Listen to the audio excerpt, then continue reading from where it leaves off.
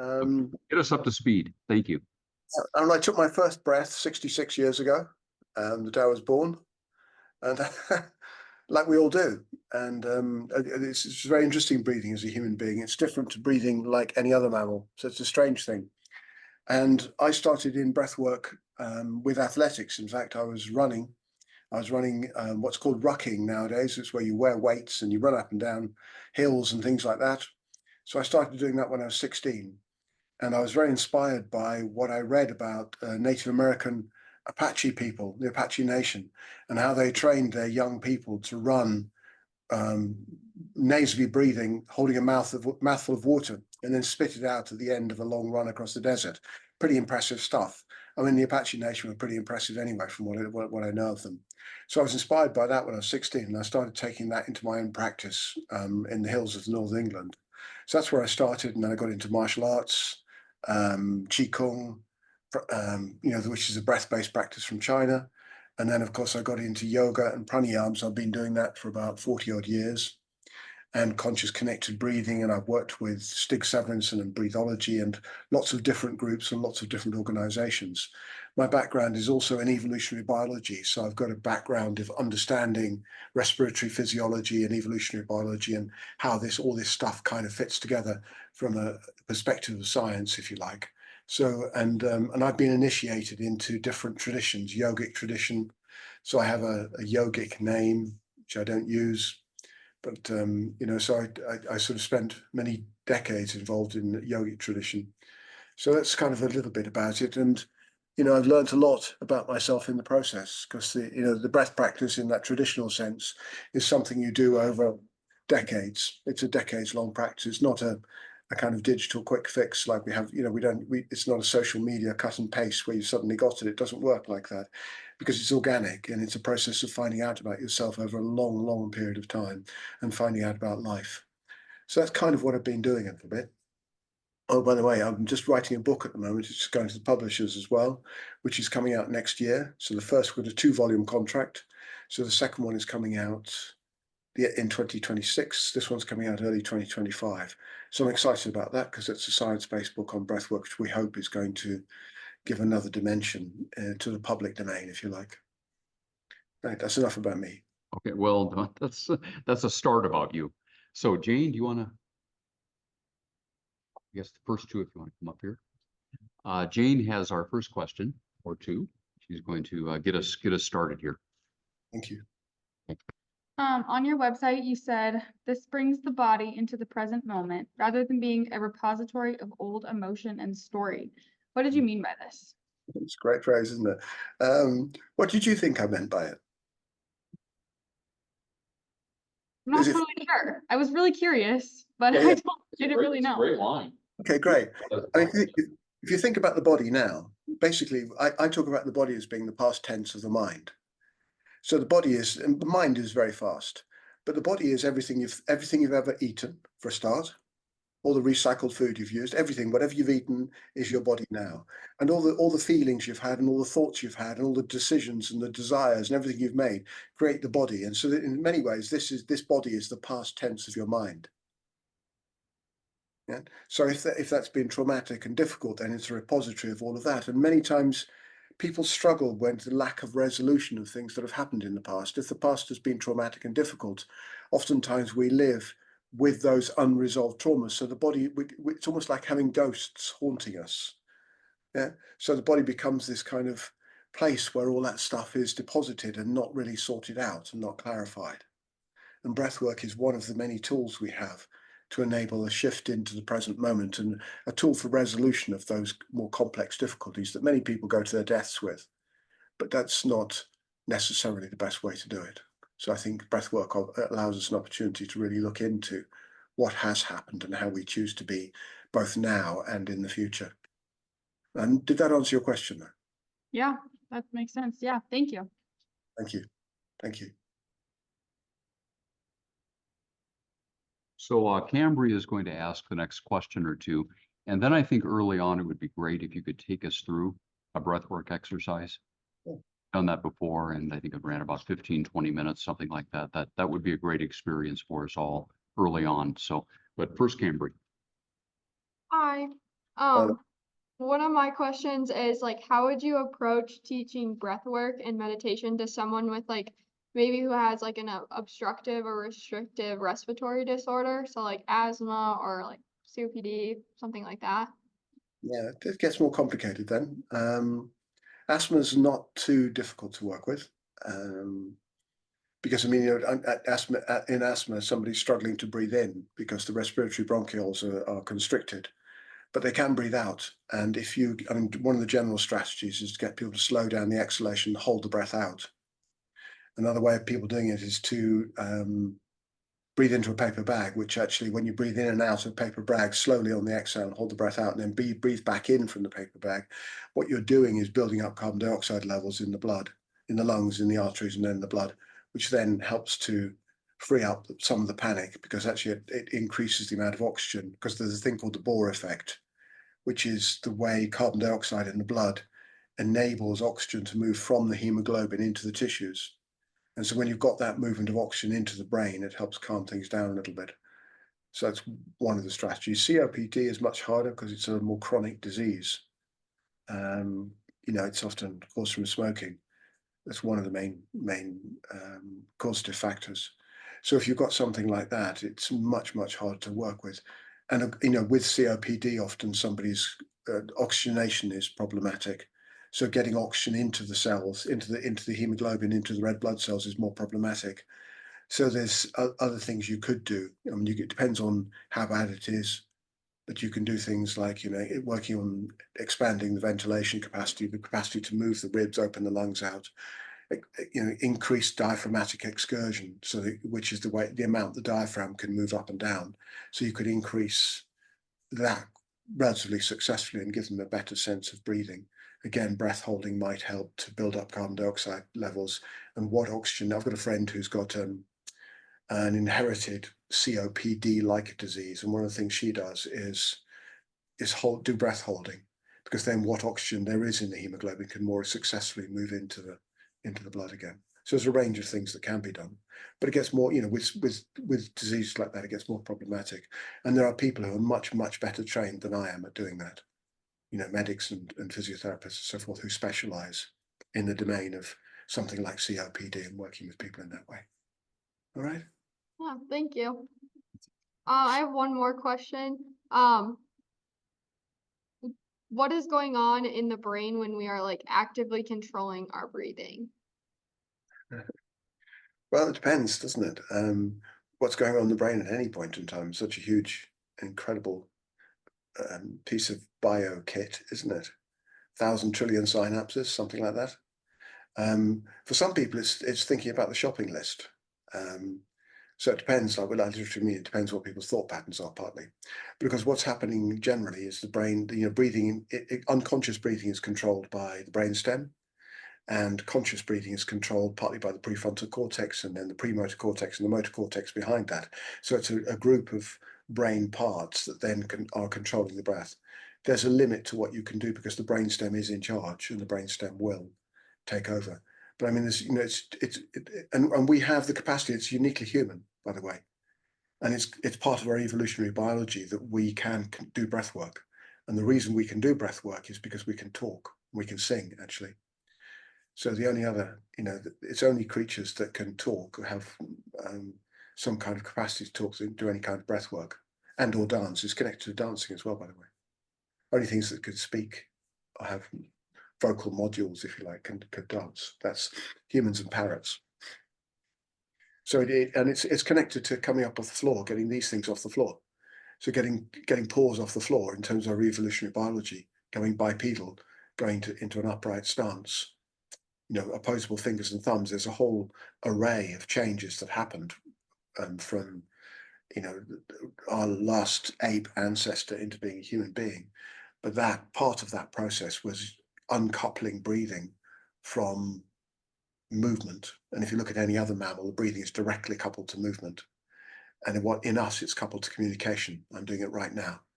I'm squeezing out exhales, making little sound shapes with my lips and my tongue and my hyoid muscles and my diaphragm, and all that is squeezing things out to make particular sounds that your auditory cortex is translating, hopefully with some kind of meaning. but that's, yeah, it's great. I don't know why that happens, but I like it. It's anyway, so that's why we can do it, because of that evolutionary shift in terms of coupling of breath with communication. But that's why we need to do it as well, because the reverse of that, you see, is that the way we think then impacts the way we breathe. So if we think stressful, difficult things, it impacts our breathing within milliseconds. And that impacts our blood physiology. And that impacts the way we think, because it's impacting the brain and the oxygenation of the brain. So in the times we live in, which are very complicated, it's very stressful, there's a lot going on, breath work is becoming much more of a necessity because of that reverse process, where in evolutionary sense, breath was linked to communication in us, partly. It's also connected to movement, but partly. But then also communication impacts breathing and changes the way breathing and physiology then works. Hopefully that was some kind of answer for you. Yeah, thank you. Thank you. Christopher, your last remarks there provide a perfect segue into doing the experience here, Yeah. taking us through a breathwork exercise. Breathwork, I mentioned in class last week, the breathwork is a concept and a practice that is really picking up steam, at least here in the US, and I'm sure many parts of the world. To me, it seems to be about where in our cultural consciousness, where mindfulness was maybe 20 years ago. So I think that if that's at all accurate, if that means anything, it has a bright, long, powerful future ahead of it. So for lots of really good reasons. Yeah, I think it has. Yeah. I think it has. I mean, breathwork has a very long history anyway. We're talking 4,500 years in China. Yeah. 2,000 to 3,000 years or so in India. It's got a long history already. So it's finally coming into prominence in the, post-industrial high-tech world. Yep. Yeah. So why don't you, when you're ready, tell us what you would like us to do, and you can lead us through an experience. Lovely job. Thank you. Okay, sure. Well, so the first thing I want you to do is sit comfortably and also to sit upright. So just and wiggle your shoulders a bit like this. Wiggle your shoulders around, okay? And I'll explain why I'm doing what I'm doing, so it makes some kind of sense to you as well, okay? I'll just move my camera a bit further away. So moving your shoulders like this is really important, because the upper trapezius muscle, this one up here, is connected to cranial nerve 11. We have 12 cranial nerves, and they work with the social engagement system, the way we humans interact through communication and so forth, and other functions as well around the face, and the vagus nerve that goes down into the body. But this one is really important because one of the things it does in little infants is it enables a baby to turn its head to find a breast for lactation, for suckling. So it can't control any other muscle in the body, but can control that one. And the problem with this is we tend to tighten this up when we get into social stress. So this muscle group here is really important to release. So take a breath in and lift it up and wiggle your shoulders, lift it up, and then tuck the shoulder blades right back down, soften them down, and then shake your head and jaw and make a bit of a sound. Ah, don't worry about your neighbors, just make a sound. Any old sound will do, all right? Right. Now I want these muscles here as well relaxed. That's the masseter off here and the temporalis, which comes down off the top of the head underneath the masseter on the jaw. So you're just simply going to open your mouth, make some shapes with your mouth for a moment, okay? Make some sound as well if you want to. You can stick your tongue out. Do it on screen. If you're doing it on screen, go for it. Yeah, make the most of it. Lovely. So shoulders, jaw, face, and head. Just shake it out a little bit. And then we're going to stack the head. So the head is above the chest.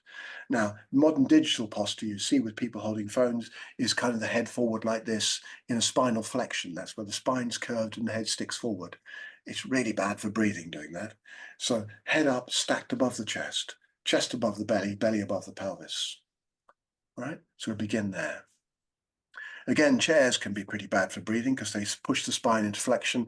And if you just do that spinal flexion, if you curl your spine backwards, you'll feel your lower ribs press down into your belly. That stops the diaphragm working. It pushes the head forward. It takes the breath up here, which takes it more into a stress-based breathing mode. So chairs can be quite bad for breathing as well, unless we're very conscious in them. Right? So sit on the front of the chair or wherever you need to get that stacking through your body. Okay, so far? All good. Now, your tongue. Tongue's really super important. So you're going to put your tip of your tongue But if you make the sound n, first of all, like no, no, no, no, or nugget, no, and feel where it kicks off the top of the mouth, and rest your tongue there and let it be really soft there. That does a lot of things in terms of switching off some of the jaw muscles and all sorts of stuff, which I'm not going to go into too much detail right now. Now, it depends on how you've been breathing.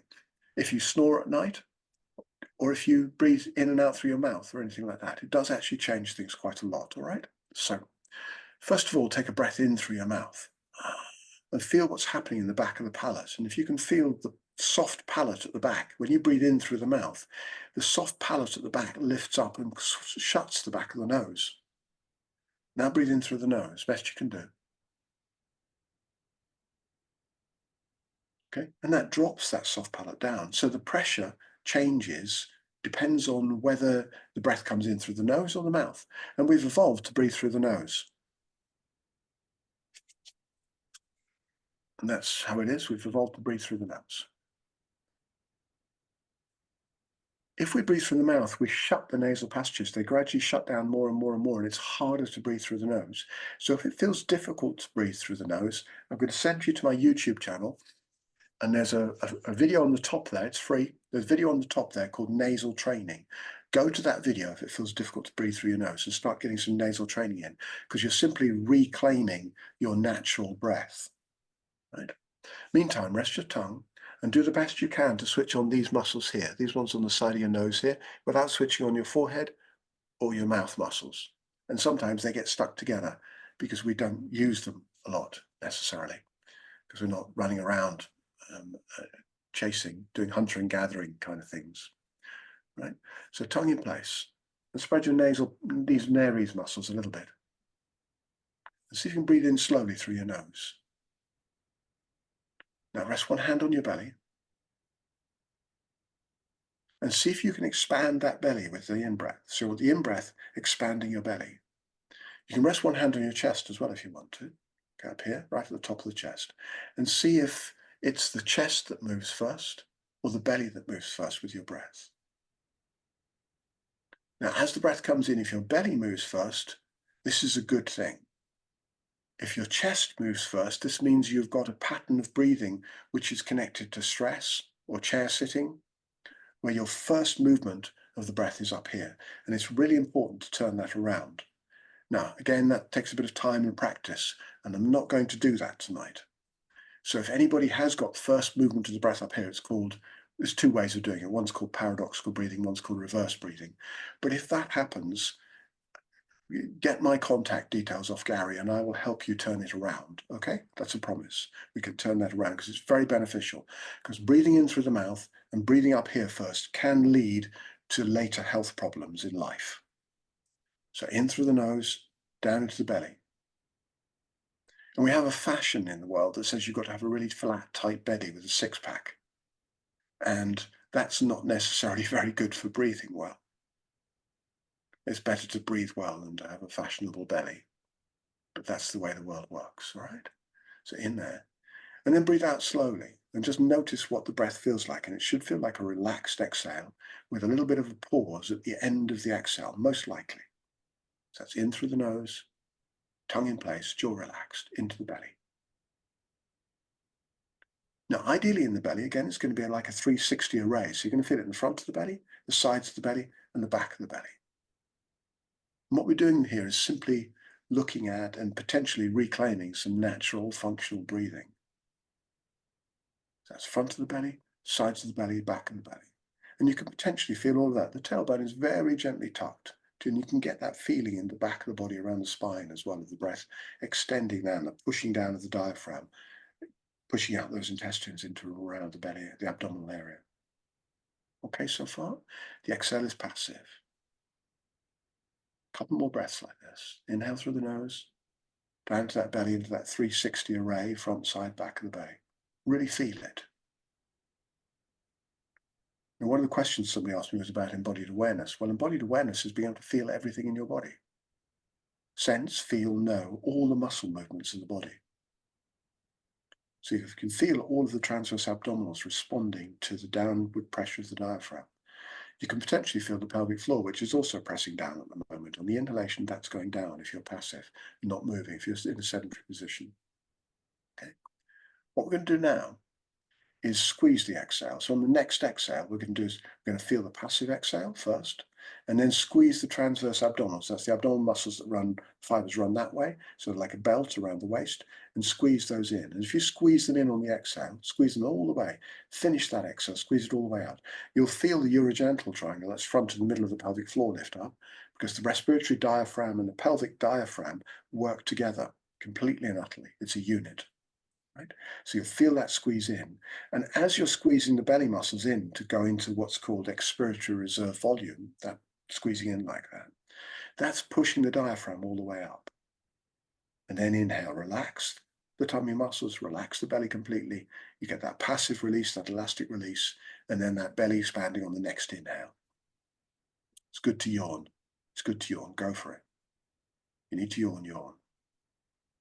Okay? Now exhale, squeeze tummy muscles in, squeeze all the way in as far as you can, and that's pushing the diaphragm up. So you're getting the optimal movement then for the diaphragm, up and down. As far down as it can go, that's the belly going all the way out, and as far up as it can go, that's the tummy squeezing in.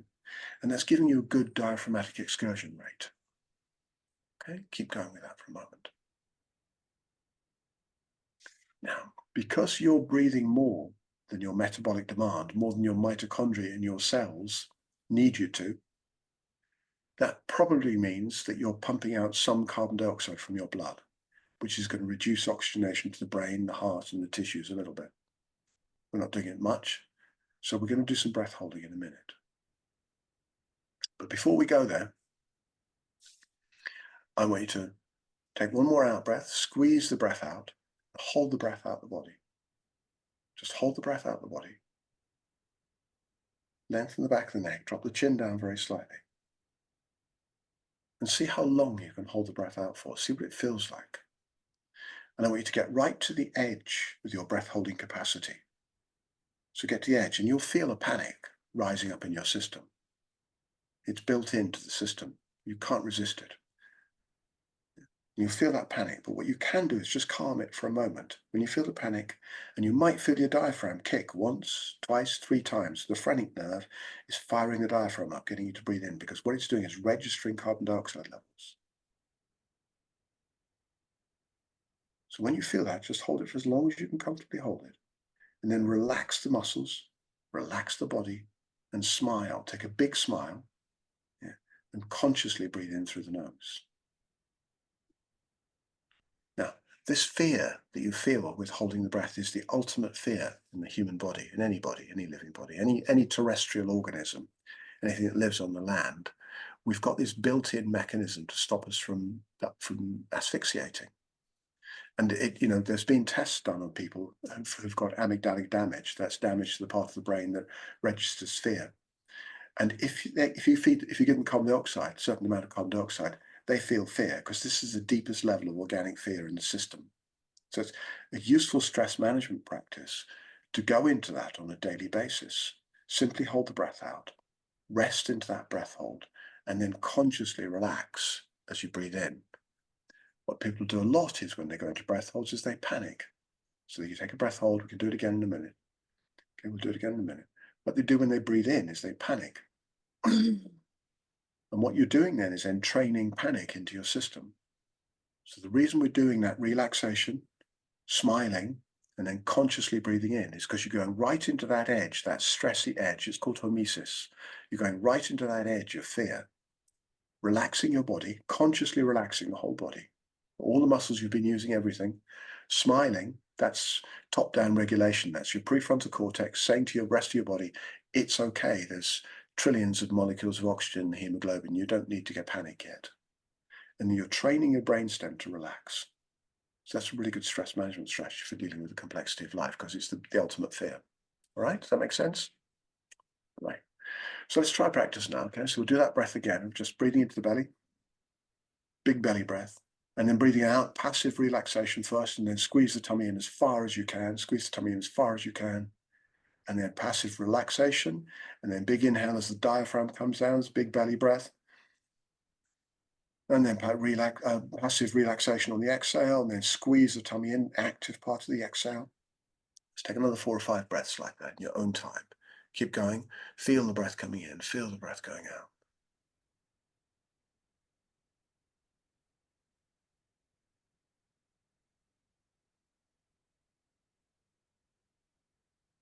Okay, I'm going to get you to do something unusual for a second. I'm just going to show you just watch my belly a second. I'm going to get you to do this, okay? We're going to do this. You're going to breathe out.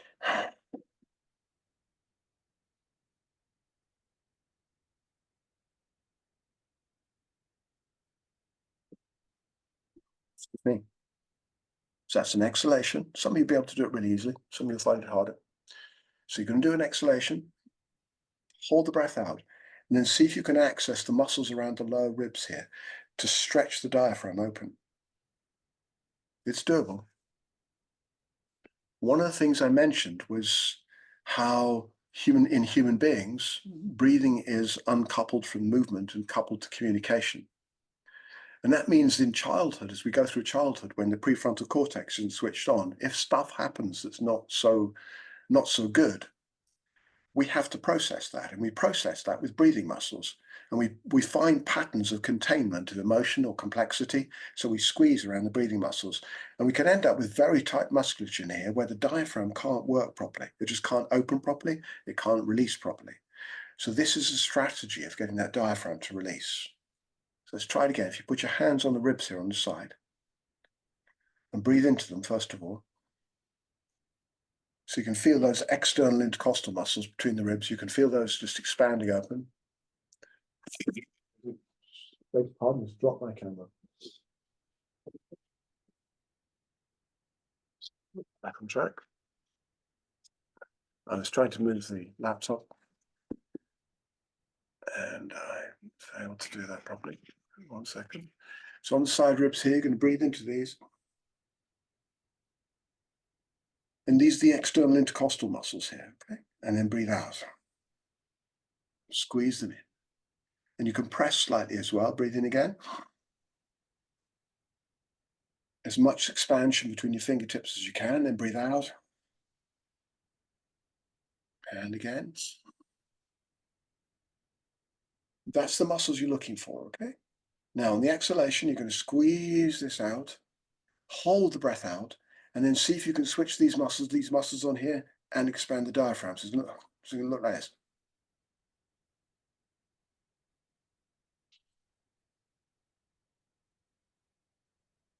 Yeah. And the diaphragm should be like any muscle in the body when it's not being used, should be soft, like rubber and relaxed when it's switched off. And then when it's active, it becomes firm. The fibers start to contract. So we want the diaphragm and all the muscles around there to be relaxed and firm as well, because that means, have that capacity to be able to do both of those, because that means it can operate well. And as the primary breathing muscle, it really, really matters. Because if that's not working, nothing else in your body is working properly. You can't actually get a decent breath. So that's a way of starting to get that diaphragm moving. All right? It's actually a practice from Indian yoga called Uddiyana Bandha. But it's a profound practice. Well done for trying it, first of all. Okay? We're going to do a couple other things now. Just breathe in through the nose. If you haven't got it yet, just start. Okay? So breathe in again through the nose, slowly. And see if you can get your breath rhythm for about 6 seconds on the inhale, 5 to 6 seconds on the inhale, and 5 to 6 seconds on the exhale. Now 5 to 6 seconds on the inhale, 5 to 6 seconds on the exhale. The optimal breathing rate for a human being is between 12 to 15 breaths a minute. And that works with the sweet spot between resistance of the air on the way in, because there's resistance to the air coming through the nose and down the passageways, and also the compliance of the lung structures and the muscles of the body. So it's that balance between compliance and resistance that gives us a 12 to 15 minute sweet spot of breaths per minute. So if you're breathing more than 15 breaths a minute, you might still be, younger people breathe more, or you might be very stressed. This 6 second inhale, 6 second exhale is different because this is around 5.5 to 6 breaths a minute. 5 to 6 breaths a minute, if you think about it, yeah? So if you can come into that 5 to 6 second inhale and exhale, what this gives is it allows all the oscillating systems of the body, all the moving systems of the body, that's your breath rate, cerebrospinal fluid flow, your digestion, and breathing is responsible for 50% of peristalsis, the gut movement and digestion.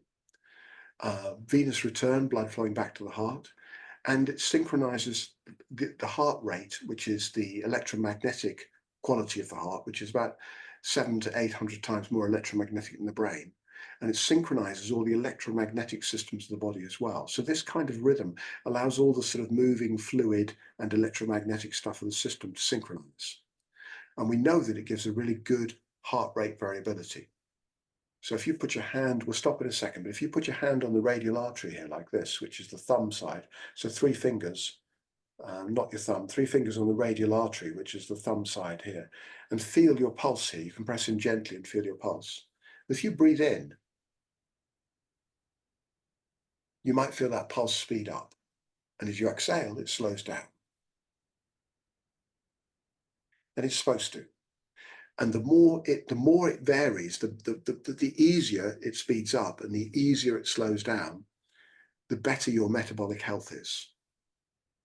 We know that people whose heart doesn't respond very rapidly and doesn't respond very well, because it's supposed to, because you think about what's happening in here. As you breathe in, it's like a suction device. It's like a vacuum cleaner. Basically, the diaphragm's coming down, maybe the ribs are opening, but the volume in here is increasing. And that means the pressure's decreasing. So what happens is everything that's wet in the body, all the blood, cerebrospinal fluid, lymphatic fluid, you name it, it's all flooding into the chest. It's being sucked into the chest. And if you feel your eyeballs when you breathe in, they come back into the skull slightly. Check it out, it's for real. All right. And on the exhale, they come out again. It's just a very small amount, but you can actually feel it. You can feel the eyeballs come in and the eyeballs come out on the breath. And everything in the whole body is responding to those pressure changes. So the heart has to deal with a lot more fluid coming into the chest. So it speeds up to deal with that, and then it slows down again on the exhale. And that's called heart rate variability. And that's a very common measure these days of well-being. A lot of well-being apps and devices are using it. It's mostly mechanical, and it is connected to emotional state as well. And it's connected to well-being. If somebody has really poor heart rate variability, they're pretty much on track for some kind of cardiometabolic disorder quite soon in the next year or few, 2 or 3 or 4 or whatever. It's not far away. And you can change it simply by doing this breath. So coming in and doing a practice of 15 minutes of breathing like this every day starts to shift that heart rate variability. So you can shift yourself from heading towards an imminent heart attack back towards well-being just by a simple breathing practice. So it's pretty good stuff. That gets you started. We'll stop there and do some more questions. Is that all right? Awesome. Check those questions in the chat. Let's see what this is. You're next, this end. We have a couple of questions in the chat. Okay, so why don't we start with this question on here? And then we'll have Carter's question from Zoom land. Hi. Hello there. So I read on your website that you stated that the breathing exercises accelerated your healing on your back. And Yeah. there's surgery in that. So I was kind of curious how that all worked. And it's not just, I can't prove that. Yeah. No, the population size is quite small of 1, so it's not really any, it's not really any empirical proof at all. It's just allegorical human experience. Okay, just to clarify first of all, last year in May last year, I broke my leg. It was a patella, the back of the patella, fall actually on a full moon, and the back of my patella and the femoral head banged into each other. And I had a crack halfway through the patella, and on the femoral head as well. It was pretty painful. I got on the train because I didn't realize I'd hurt it. And when I got off the train in London, that's when I realized I'd done something really bad. So I was stuck there, and I used to use my suitcase as a crutch. Now, the thing is that after that, once I went for an x-ray the next day and I found out it was broken, I was sitting in lotus, that's Padmasana, 28 days later. Okay, so that's 28 days for a double fracture, healing completely. Now, that's pretty impressive, especially for an old geezer like me. Yeah, so I have no proof of anything, but I know from enough experience that I snapped an Achilles tendon, broken my leg, had spinal injury, enough injury. At one point I fell out, I was in a microlight plane and the plane crashed to the ground. Those kind of things. I find that working with a range of strategies, one is which is my mind in terms of what I'm thinking and feeling, because if I go into difficult places where I'm feeling, oh, it's getting worse, it's really bad, get into victim place, it doesn't help. So I work with very powerful positive mind states in terms of optimizing my belief systems and the way I think about what's happening. And for me, breath is a part of that process as well, because it keeps me down regulated. I can manage the complexity of the funny thing about that broken leg is the week later I was supposed to be flying to a retreat in Portugal. And I did. I told them I didn't want a plaster cast on, and I got a strap on. I went on the plane with a, shouldn't be telling you this, should I? I went on the plane with a sports support on and a walking stick, just like some old bloke, you know what I mean? And I got off the other end, and once I got to my destination, I was walking barefoot on the grass, moving around, living in a tent. And like I said, within a very short period of time, I was just gently mobilizing my leg, which I wouldn't have been able to do with a plaster cast on, because I know that movement is also healing. So I was working with that mobilization, really gentle, because I know enough about my body and I know what it feels like. So I know if I'm helping it or not. And I wouldn't recommend this for anybody else. It's just my own crazy thing. All right.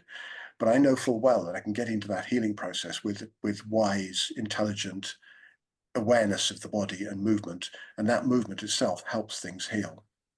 All right. So I've had enough personal experience of it, but I have no empirical proof at all. Mind over matter then. No, I don't think it's mind over matter. I think it's mind with matter, and mind is matter. It's a unified flow of intelligence. It's not nothing over anything else. I Yeah, love that. yeah. Thank Thank you. you.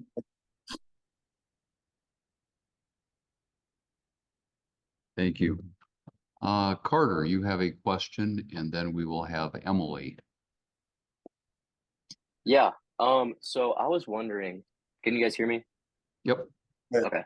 I was wondering how breath work correlated with pain awareness, pain tolerance, and then future approach to pain. Because from my understanding, I know of phrenic breathing, and which kind of like disengages the phrenic nerve. And I was wondering if there was a certain breath work that could help with better pain awareness, pain tolerance, and the future approach to pain. Pain's a fascinating thing, isn't it?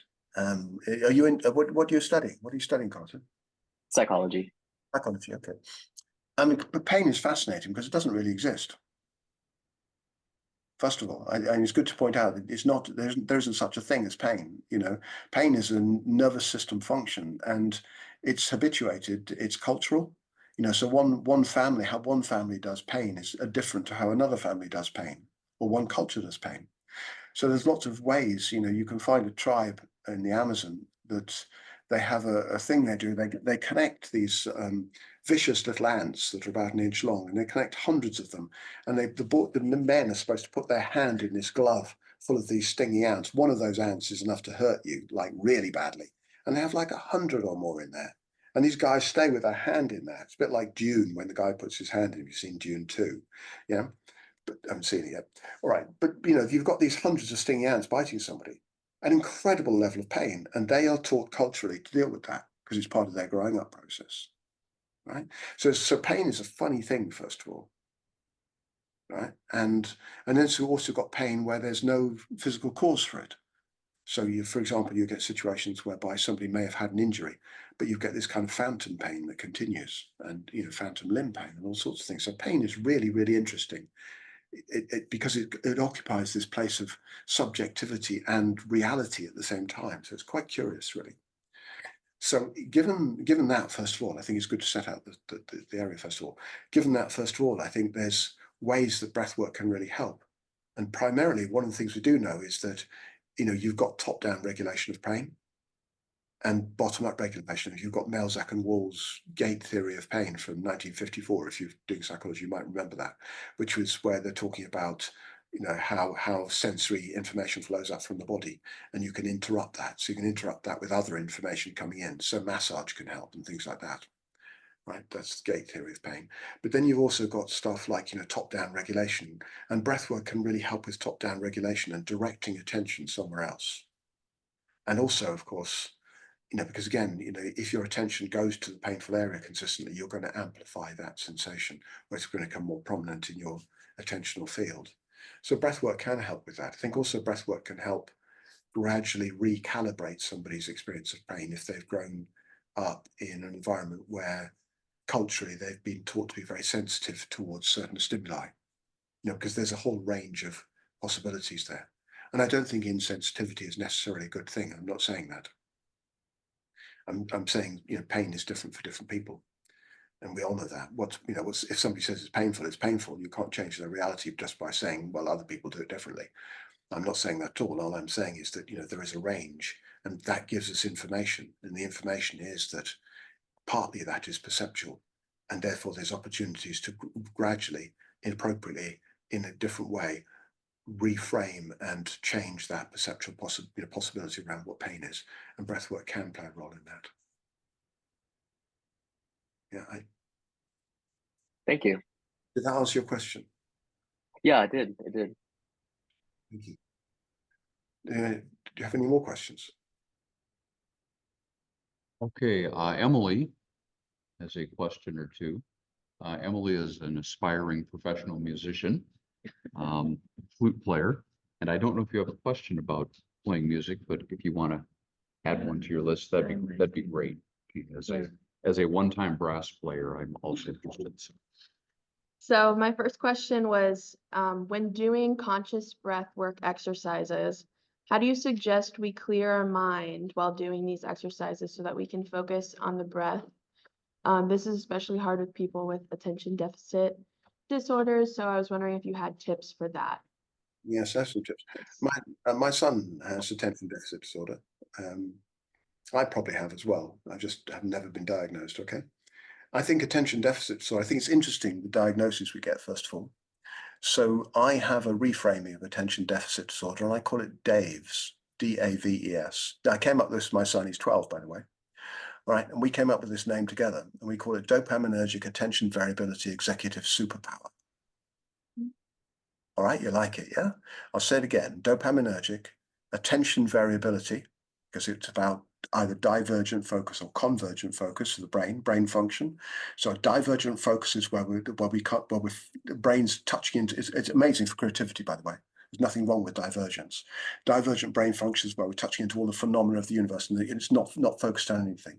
But when somebody with Dave's ADHD has a passion for something, they'll focus on it for weeks, for months.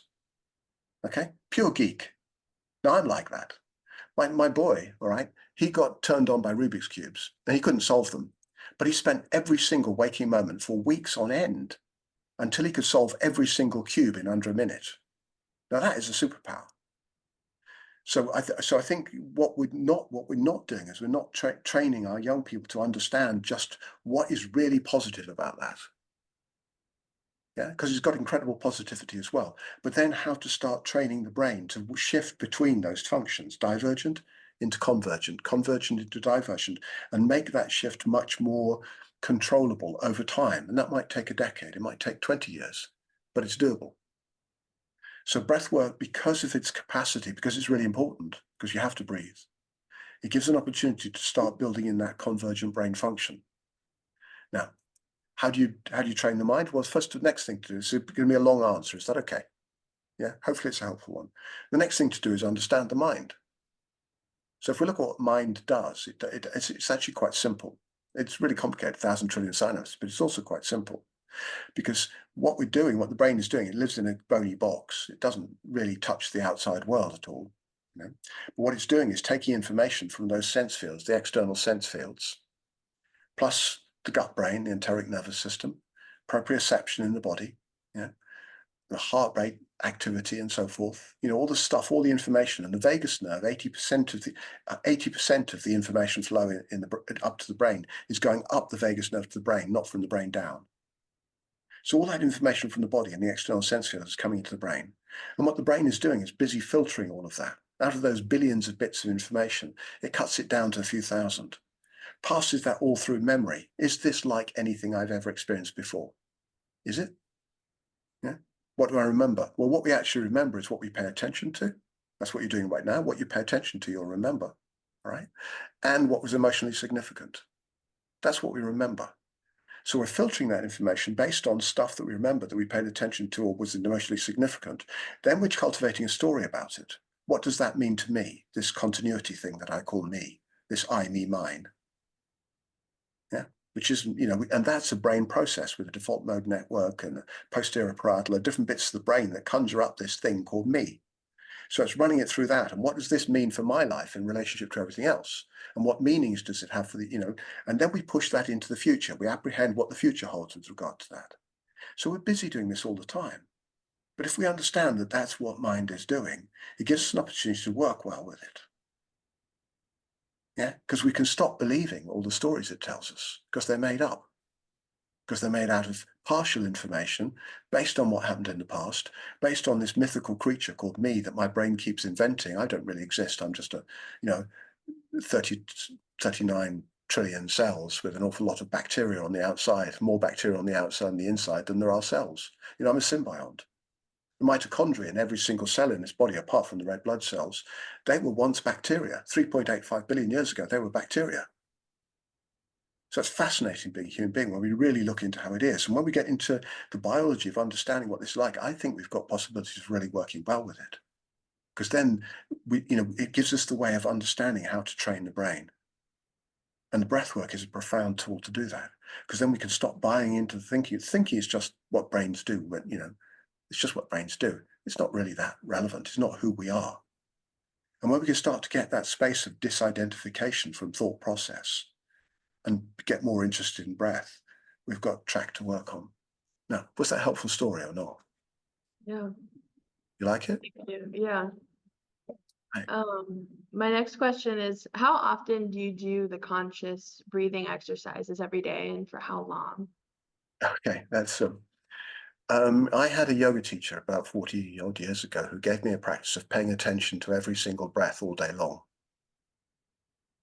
All day long. All right. Now, of course, I didn't do that to start with, but I do now. So every single breath all day long is in awareness. And sometimes even when I'm dreaming. Okay, so that's what happens in this organism. And on top of that, I have practice for optimization. So, here am I, it's midnight here, it's 25 past midnight here. I should be in bed, right? And I'm sitting here watching a screen, which is blue light, which is affecting my circadian rhythms. So I'm going to have to look after myself when I come off this screen, and I know that, all right? So I'm going to make sure that I do some things to chill out now because my brain's going to be quite awake when I come off here, and make sure that I can rest well, get up in the morning, get up to watch some early morning sunlight so I can try and reset my circadian rhythms. Does that make sense? Yeah. So I'll be doing I have my practice that I do every morning. So every day I do some practice. That funny practice I did with the diaphragm and lots of other things. I do them every single day because there's another practice I do where I make my tummy wiggle round and round. It looks very weird when I do it. Okay, it's called Nowly.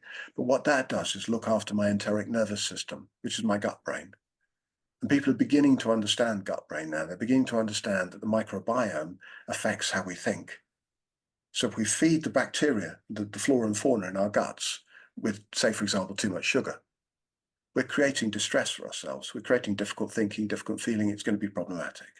So what we feed the little creatures that live in our guts affects our well-being. We also know for example, there's substances that the flora and fauna in the guts release that directly communicates with the mitochondria that are making energy.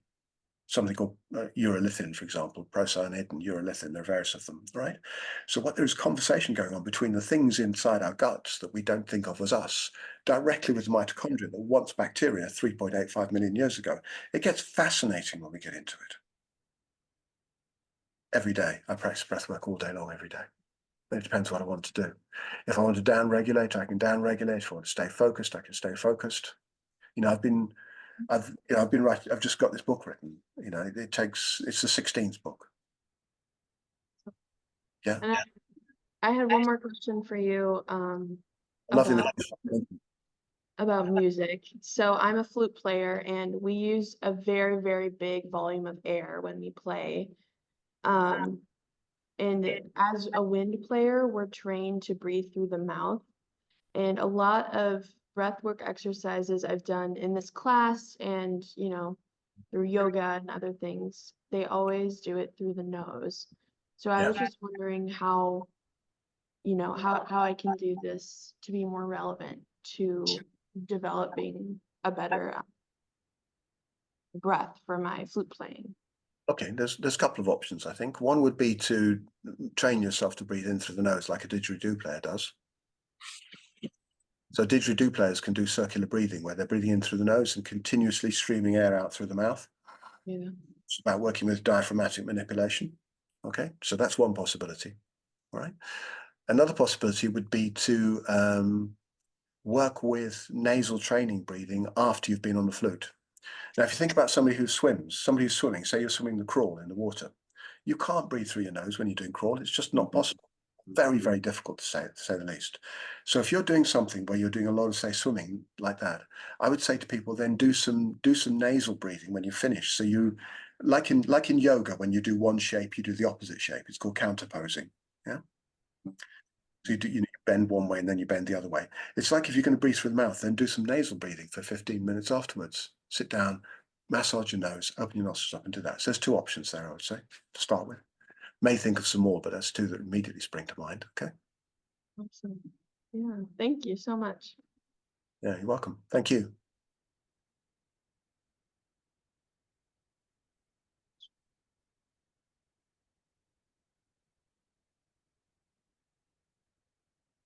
Hi.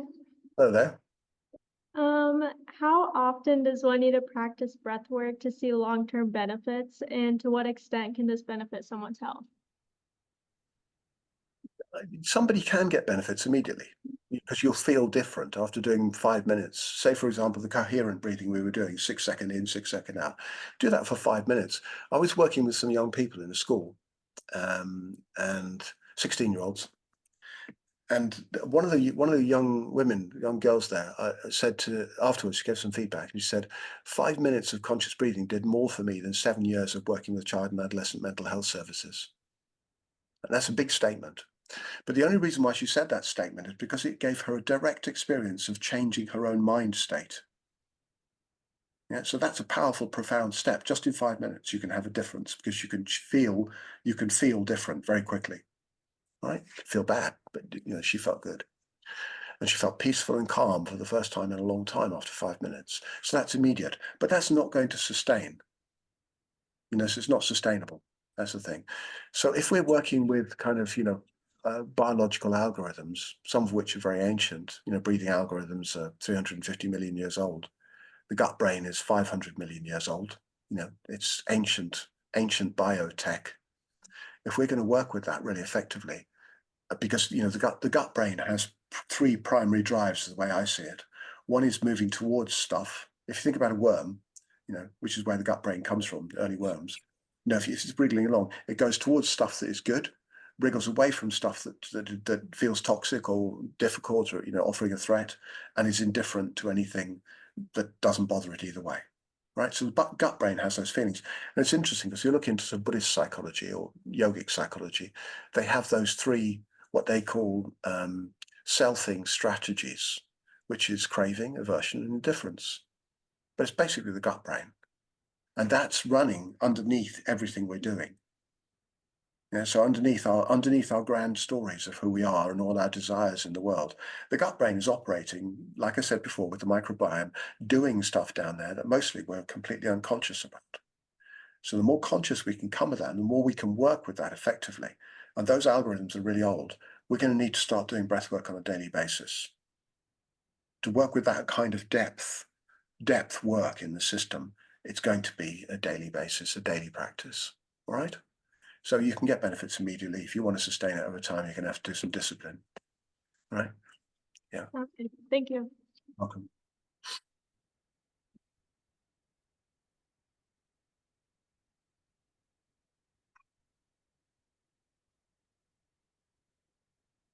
Anybody else?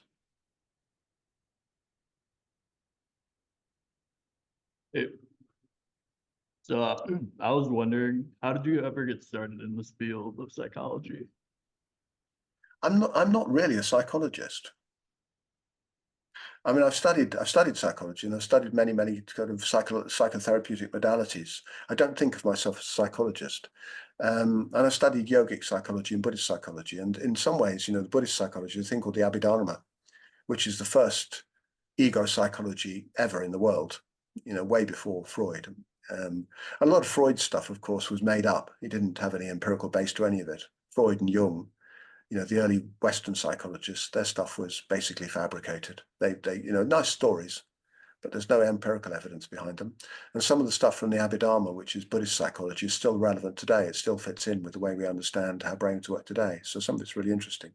So my background has been much more in terms of looking at, what people think of as, yogic philosophy. It's not really philosophy, because any philosophy in the yogic world is completely pragmatic, and it's about psychology. It's about how we live and how we relate to each other. So, relational work, if you like. So I got started, I guess, through very early interest in, like I said, in martial arts, Qigong, and then in sort of yogic work. And I think yoga is misunderstood in the West. It's mostly misunderstood, but it's, because we don't go to that kind of understanding of depth in it. But it's really psychology. Do you have another question for me? Oh, that was it. Thank Is you. that a good enough answer for you?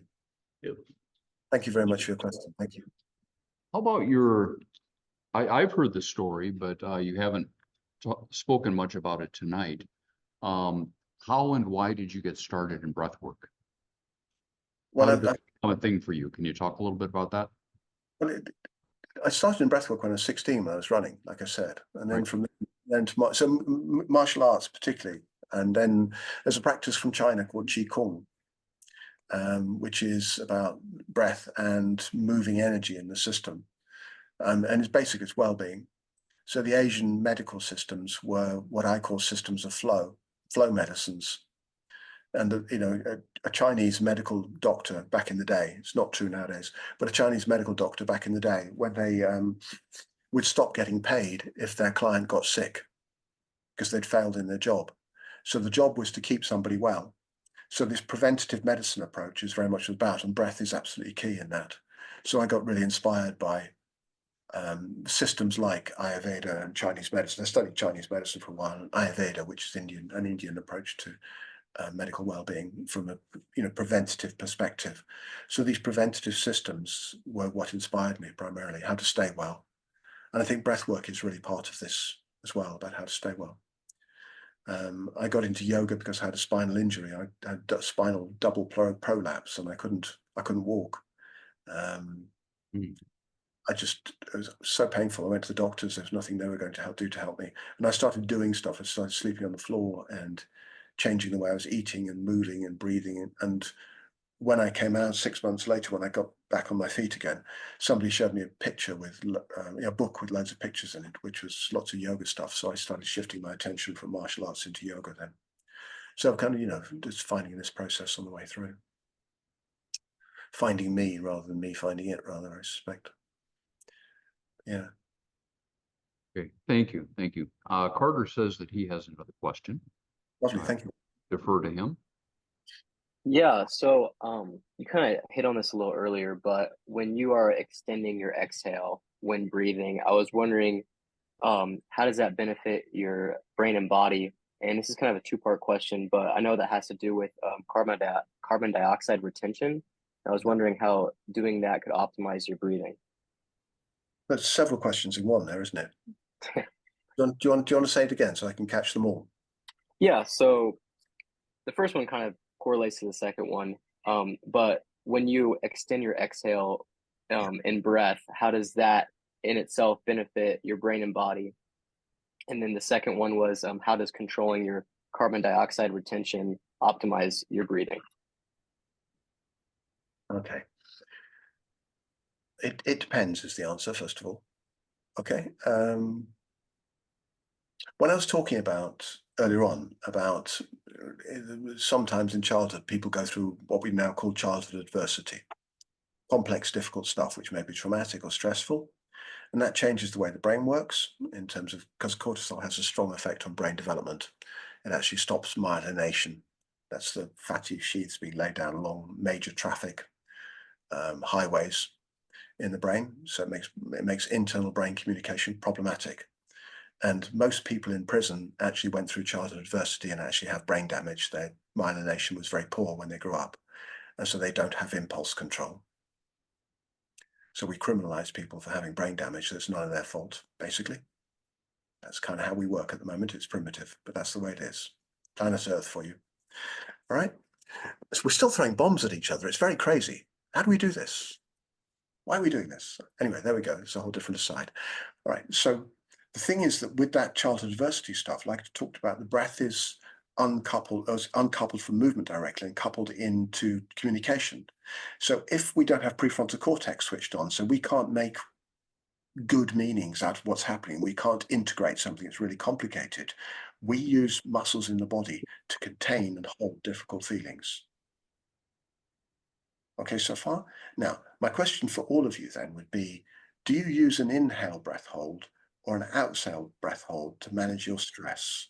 So if you think about the last time you were really stressed out or overwhelmed, did you take a breath in and hold it, or did you push a breath out and hold it, or did you freeze somewhere in the middle? How do you do it?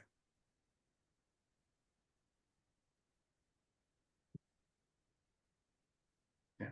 Different strategies. Some people inflate and face the world that way. Some people deflate and go and close down and squeeze the tummy in, and other people freeze. That's 3 of the main ones, but there are 13 different ways that people do that. We know that people do that kind of management of complexity with breathing muscles.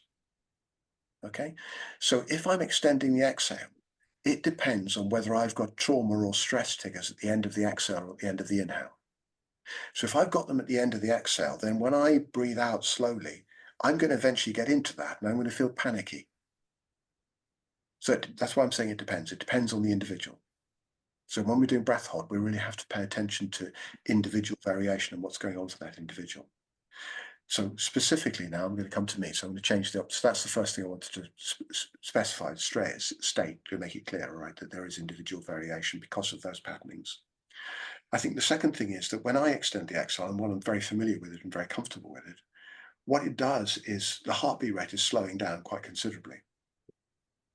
And I can get my breath rate down quite comfortably to 2 breaths a minute without trying very hard, and 1 breath a minute fairly easily, and still stay well oxygenated. All right. So if I'm doing that, then what I'm doing is my brain is changing state in that process as well. So I can go through from, the busy state of mind. We're all in it right now because we're talking and listening to this is beta state. Right? And then that's the busy state of mind state. And then below that, we've got the alpha state, which is the state of light relaxation you get in just before you go to sleep. That kind of feeling of drifting away slightly. You sometimes get it when you're daydreaming in nature and things like that. And then below that, we've got the theta state. And the theta state is the same as in rapid eye movement state. It's the creative state. And you had people like Thomas Edison, who used to hold a little metal bar in his hand and then drift off to sleep. And when he dropped the bar, he'd pick it up and do it again, because that's where he got his inventions from. Because that's the creative state as well. It's imagination. So we've got those states. And then below that, you've got the deep sleep state, the delta state, where your body is rejuvenating, your brain is cleaning, and so forth. Right? So if you can consciously do that with your breath, and we know that you can do it with breath, and we know you can do it with meditation, by the way. Again, I know Gary was talking about Richie Davidson's work. So some of Richie Davidson's work is looking at things like some of the states that occur with meditation. So you can get into those brainwave states through practice. And if you can do that, if you can access the theta state practice, you can also then integrate and work with traumatic difficulty much more effectively. And we know from work done in Germany that people who lucidly dream, and lucid dreaming is where you're awake in the dream state, people who lucidly dream process trauma and difficulty much faster than those who don't. Right? So you can access different places in your brain in terms of how you're operating in the world by working with breathwork, by slowing down and going to that, if you've resolved any trauma triggers on the end of the exhale. Okay, so you can take yourself into a very deep place of relaxation. The other thing, of course, about the exhale, if you're slowing down that exhale, is you are building up carbon dioxide levels in that. Now, the brainstem operates between 35 and 45 millimeters of mercury of carbon dioxide. So that's kind of the rough level at which, you know, when you get up to about somewhere between, say, 40, 45, at least you'll be starting to initiate an inhale. So if you can train your brainstem so it's really happy with carbon dioxide levels up to 45 or even 46 millimeters of mercury, I wouldn't bother going any more than that, but up to that level, then you're going to be having a really good level of what's called eucapnia, a good level of carbon dioxide in the system. And that level of carbon dioxide in the system is going to optimize oxygen coming from the red blood cells into the brain and into the tissues. So if you're living a stressed out lifestyle, say if you're breathing up here and you're pumping carbon dioxide out, you're getting your system much more accustomed to a much lower level of carbon dioxide in the blood before the inhale drive happens, the innervation happens to the phrenic nerve. Does that make sense? Yeah. So you're going. So if you're breathing in every time you reach 38 millimeters of mercury, say, yeah, your system's going to be running on less oxygenation. You're going to have less oxygen in the tissues. So focus, brain work, problem solving, physical work, if you're down the gym, whatever, is not going to be as efficient. And I go down the gym. I was down the gym today, and I see people in the gym. And they're breathing in and out through their mouth while they're doing stuff, making grunting noises or whatever, because it sounds good, or because it looks masculine, or because of whatever it is they're doing it for, because somebody's shown.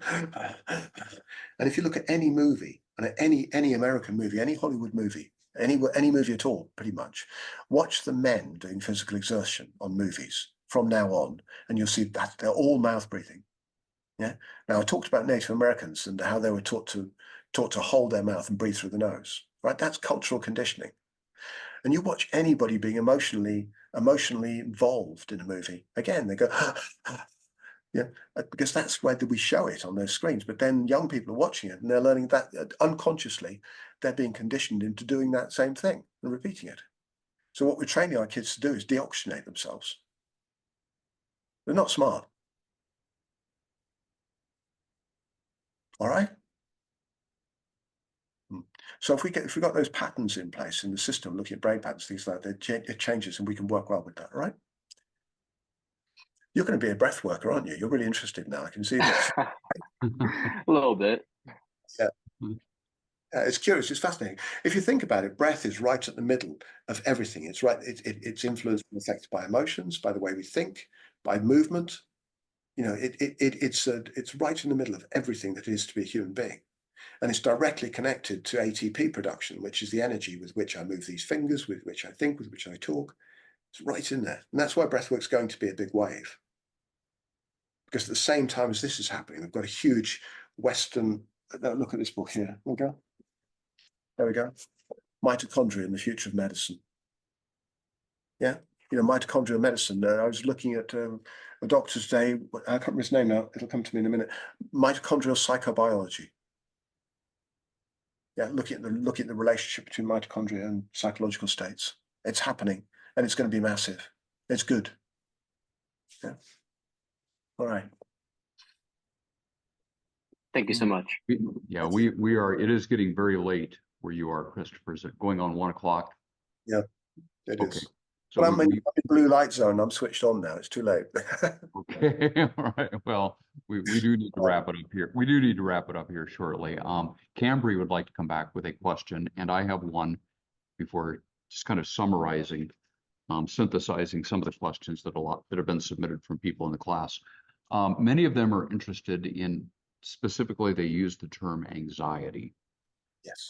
Anxiety has become a pandemic of its own that we're dealing with right now and have been for some time, and I think it's getting worse.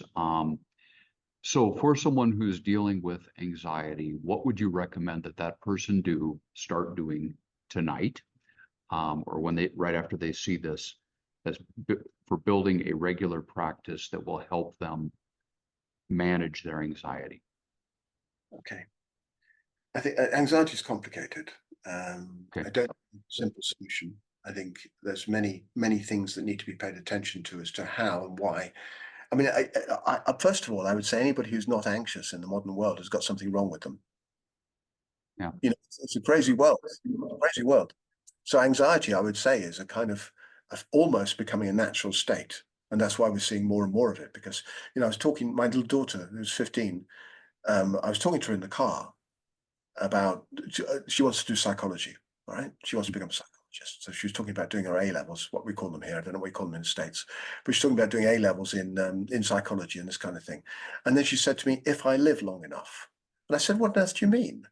And she said, well, with the Third World War that's happening. Because we're not far from Gaza and Israel, and Iran's been bombing Israel, and this whole thing's going on. So she's got in her frame of reference of being alive in the world as a young person that there's a third world war starting, and there's massive problems with climate change, and there's all sorts of things going on.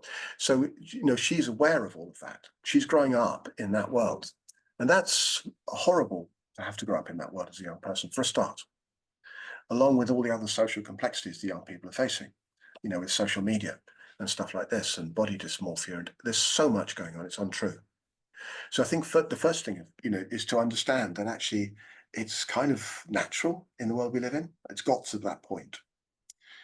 How do we help somebody? Well, I think what we can do is, again, breathwork can be one of the tools that we use, and I think it needs more than one tool. But I think breathwork is one of the tools we can use, because again, breathwork can give you an immediate down regulation strategy. Again, like I said, it depends on if somebody's got a trauma trigger at the end of the exhale. So we need to look at that. And there's ways we can do that with something called triangle breathing. We can identify where somebody's triggers are, and we can work with that. But I think if somebody's exhale is clear, we can work with down regulation to the exhale, holding the exhale out. If you just try a practice now, it's an immediate first aid practice for anxiety or panic attacks even, is to inhale as slowly as you can. It might not be easy to do that. Exhale, and if you need to, breathe out through the lips like you're breathing out through a straw. So you can breathe out slowly out, and just really just control that exhale. And of course, because that's going to down regulate you, it's going to reduce heartbeat rate, it's going to slow you down a lot. And then hold the breath out at the end of the exhale. And just gentle, hold it there now, and then squeeze your pelvic floor up. Push your diaphragm down and squeeze your tummy in. And that squashes the nerve endings in the abdomen, in the visceral fascia. And that's where we feel anxiety. So you're just retraining those nerve endings slightly. And then relax them. And then do a biphasic inhale, where you breathe into the belly, in through the nose into the belly, put your hand on your belly, feel it in there. Sometimes people don't feel comfortable doing that if they've got body trauma or whatever. But right now, this is just approaching the general approach. Inhale there, and then do an extra little inhale into the lower ribs. So it's a biphasic two-part inhale. And that works with two parts of the brain. Okay, the brainstem and the prebots complex. We're going to get that in. And then that long, slow exhale, breathing out like a straw. As long as you can, hold the breath out at the end of the breath hold. Squeeze the pelvic floor in and up. The diaphragm down, if you can feel that, and you feel it pushing down slightly, and the tummy in at the same time. So you're just squashing the abdomen and squashing the nerve endings in there. And there's those nerve endings. That's where we do joy, and it's where we do anxiety and fear as well. Is in the gut and visceral fascia of the belly.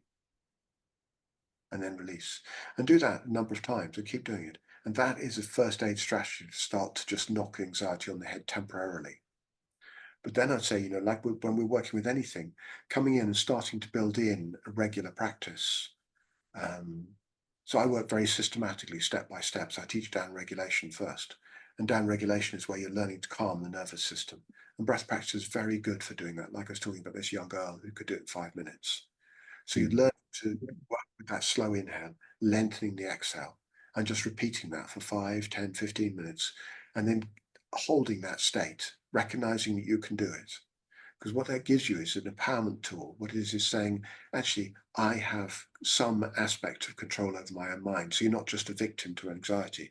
You've got some way of beginning to process it and deal with it, which it's not exogenic. It's not taking something, it's not taking a tablet, it's something you're doing yourself. And I think that's very empowering, particularly for young people. So I've worked with a few young people with that, and the young people I've worked with have found it very beneficial. I can't guarantee it'll work for everybody. We haven't got enough studies on these things yet. There's not enough empirical investigation of this. Okay. Okay. Very good. Very good. Okay, Cambry.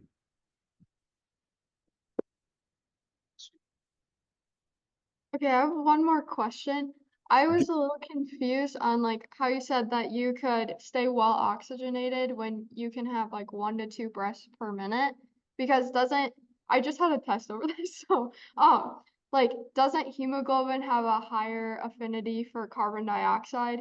So like if you're holding the carbon dioxide is building up then hemoglobin is binding to carbon dioxide instead of oxygen. So how would your body stay well oxygenated? I've got loads of oxygen in my lungs. Okay.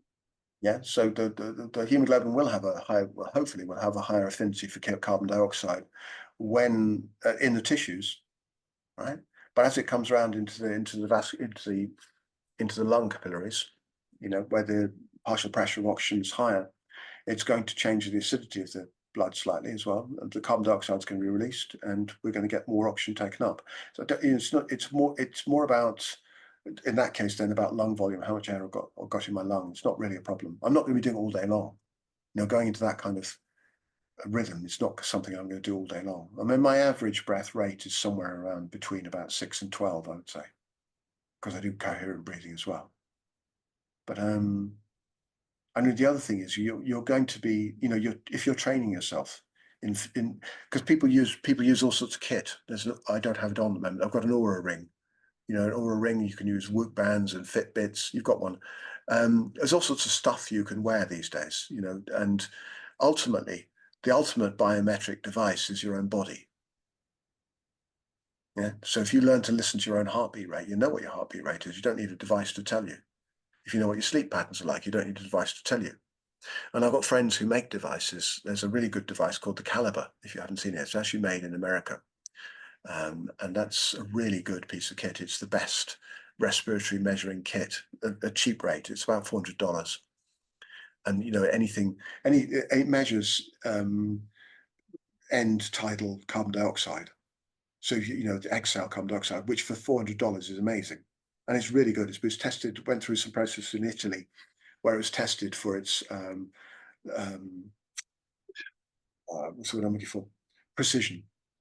And it was found to be an extremely precise piece of kit. And it's as good as stuff that's worth, you know, you pay $4,000, $10,000, $40,000 for. So it's a really good piece of kit. So you can measure end tidal CO2 on that, for example. And if you can, so when you've got end tidal CO2, you know your oxygen's going to be good enough. And also you're training your system to know. So if I go into any kind of either low carbon dioxide state, I'm going to start feeling fizzy, what I call fizzy, fuzzy, dizzy. Yeah, so if I've got low carbon dioxide, it's going to impact my brain very quickly and I will feel fizzy, fuzzy, dizzy. I'm not feeling like that right now. Okay, so if I can answer questions and I can stay clear and present, problem solving, that kind of thing, I know that I'm good in a good oxygenated state because the first thing that gets impacted is your brain, because your brain uses 20% of your oxygen. Yeah, so I think it's about listening to my body. I know how to listen to my body well enough, whether it's fixing bones or whether it's tuning into my own brain level. You know, this is becoming very commonplace these days, by the way. This is a thing called biohacking. Yeah, it's really getting very, very a big deal. You've got the Flow Genome Project in America and the US again. There's lots of projects come out of Silicon Valley where people are really interested in biohacking and looking at how to optimize. And breathwork is coming in as one of these practices of human optimization, you know, which is how do we stay well for longer? Yeah, and how do we know that we're staying well for longer? So this kind of human optimization project is becoming a thing, really, I think. And I think it's high time we do it. It's good. It's a good thing. So I think it's about body listening, really. But it's not. But it's a good question, though. Did I ask the question? Yeah. Thank you.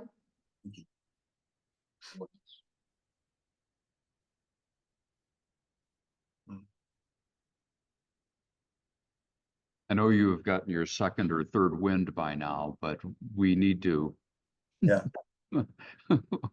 We need to cut this off so you can get recalibrated and then get some sleep, Yeah, I'll do that. I think. Thank you Is again there- for the invitation, No, Gary. no. Is there anything you would like to add? Are there any gaps that you would like to address very briefly at this point? I think there's a big trend in breathwork at the moment, which is it's called connected breathing. and it's very, very popular in the world. And it's an oral breathing practice where mostly it's taught orally, where you breathe in and out through the mouth. Actually, do you want to try it with me? Unless you don't do it if you're diabetic, if you've got any metabolic disorders, or don't do it if you're epileptic. Definitely not. All right. But otherwise, try it with me just for a few breaths. Okay. So you're going to breathe in and out the mouth. Breathe in.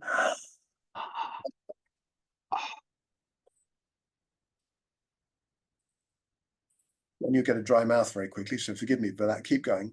It's fairly grubby. I don't like it, but keep going. And within a few breaths, you start to feel fizzy, fuzzy, dizzy. Yeah, it's awful. It's awful. So if you just breathe out now, just breathe out slowly and hold your breath out and let the carbon dioxide recalibrate, repopulate. And within half a minute, your brain will reoxygenate. Everybody okay? Can you feel it? Yeah. Yeah. Okay, it's coming back. So you can hold the breath and rebuild it again. But there's a trend in the world which is this connected breathing, which is a lot of what people think breath work is, which is doing that for an hour. And what people are basically doing is taking themselves into a near-death experience, which has some benefit. It's not all bad. Okay. It's really bad if you've got epilepsy. It's really bad if you're, diabetic. It's really bad if you've got any cardiometabolic disorder. It's really bad if you're totally stressed out. So, it has complexities because it changes cellular function.